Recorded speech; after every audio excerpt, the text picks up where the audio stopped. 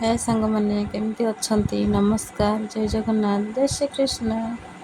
आशा करुच्ची आप मैंने बहुत भल थे भगवान आपको सब भल रखी था।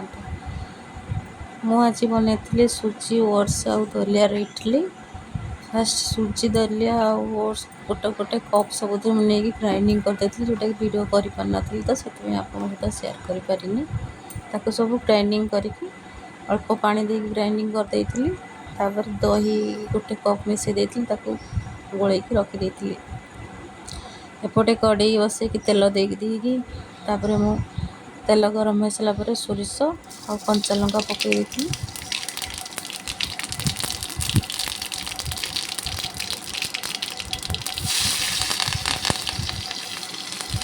कंचा लंका तापर काटिक रखि परिवा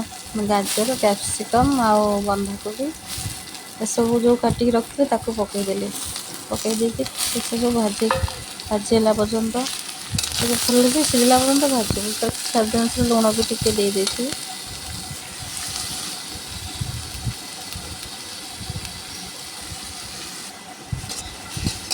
सब बेले खाइबा टेंशन सका उठ कौन बनाब ब्रेकफास्ट कौन बनइब लंच कौन बनइब डिनर कौन बनइब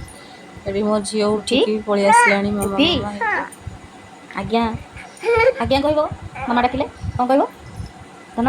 मामा डाकिले कौन कह बुथी बुथी कौन बाबार बाबार ना मामार मामार ओके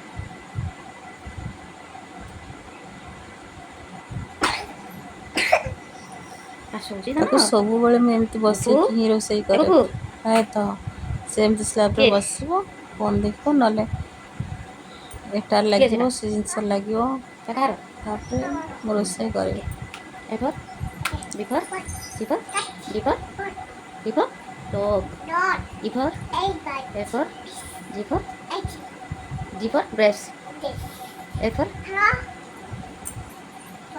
फोन कर लिपि मामा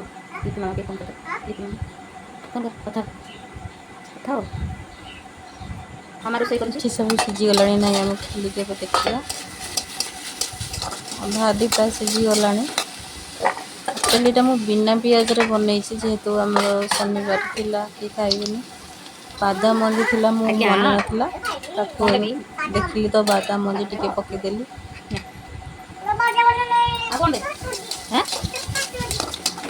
ग्रीन मटर भी थिला ग्रीन मटर पकड़ा भूल जाती ग्रीन मटर भी मुझे पकईबी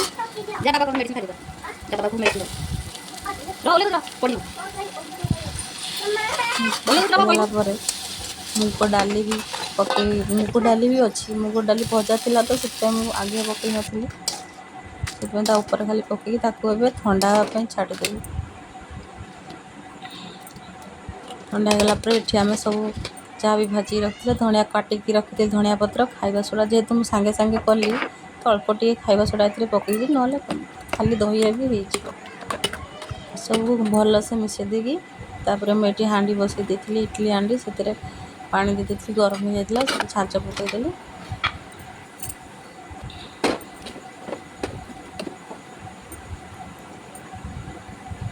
तापर आण को से तेल लगेदवा तेल लगे देखी से सब आण को देदवा सीझा को बेसी टाइम लगे 10 मिनट भितर हो मैक्सिमम 10 मिनट भितर आम रेडी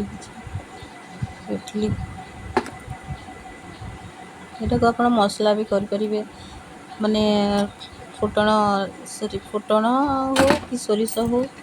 लंका भूषण पत्र देकी टिके लंका गुंड दे देकी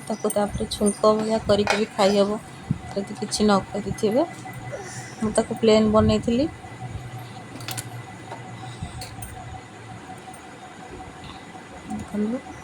देखो आमर पूरा इडली प्राय हो गला टिके भी लगे माने इडली आमर परफेक्ट सीझी जाए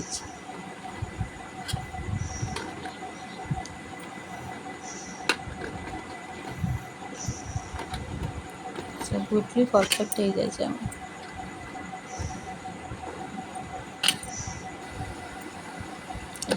अच्छे भी करदेवी ଦେଖନ୍ତୁ ସାଙ୍ଗମାନେ, ନୂଆ ନୂଆ ଭିଡ଼ିଓ କରୁଛି, ଯଦି କିଛି ଭୁଲ ଥାଏ ମୋତେ ଆପଣ ସଜେଷ୍ଟ ବି କରିବେ, ହଁ ଏଇଟା କରନ୍ତୁ ସେଇଟା କରନ୍ତୁ ବୋଲି। ଆଉ ମୋ ଭିଡ଼ିଓ ଭଲ ଲାଗିଥିଲେ ଲାଇକ୍ କମେଣ୍ଟ ସବସ୍କ୍ରାଇବ୍ ନିଶ୍ଚୟ ରହିବି ସାଙ୍ଗମାନେ। ଜୟ ଜଗନ୍ନାଥ।